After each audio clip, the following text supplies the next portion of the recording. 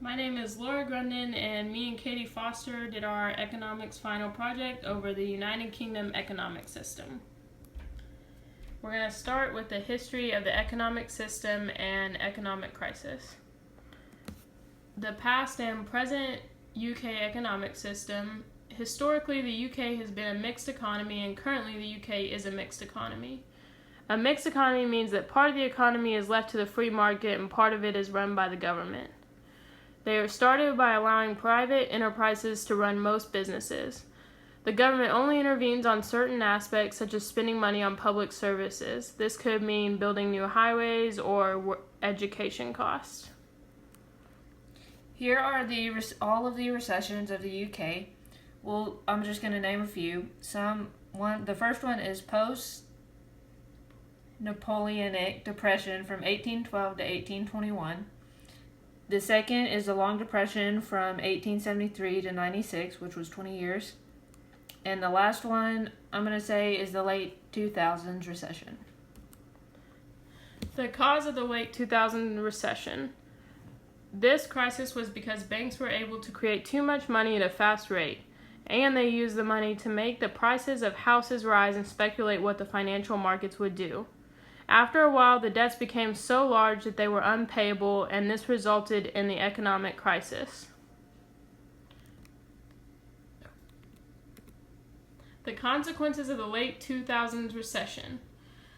The unemployment rate rose to 8.1 in August of 2011. This meant that 2.57 million people were unemployed.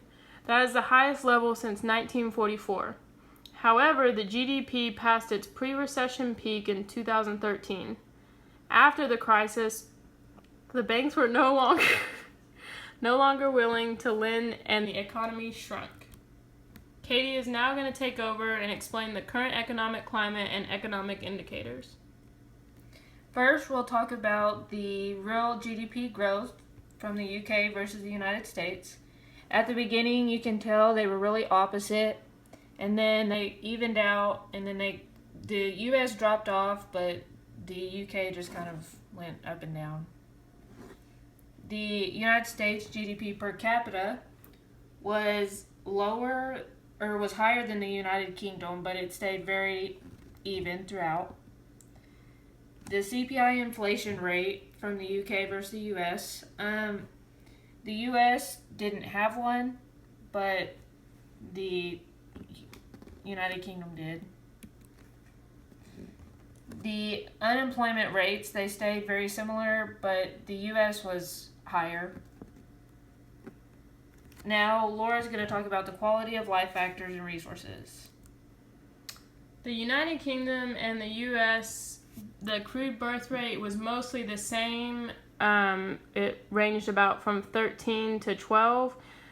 However, in the year 2014, the birth rate of the United Kingdom stayed lower, and the US birth rate spiked just a little bit. The life expectancy, you can see that the United Kingdom had a bit of a higher life expectancy, mostly averaging between 80 and 81, and the United States had a lower one between 78 and 79. But however, both of them pretty much stayed the same over the last 5 years. The years of schooling, the United Kingdom fell a little bit short in this area, and the United States was a little higher. However, they both stayed pretty much the exact same over the last 5 years, between 2009 and 2013. Katie is now going to talk about the natural resources. The UK has energy resources such as gas, oil, and coal, more than all other EU members. Coal over the last 80 years has been decreasing, but there has been a growth in other fuel areas. Since the discovery of oil in the North Sea in the 1970s, the UK has become self-sufficient in oil. Now the UK also exports oil and is one of the world's largest producers at 3 million barrels per day. Some of the major imports and exports the United Kingdom imports. The United Kingdom imports about 1/10 of its foodstuff and about 1/3 of the machinery and transport equipment.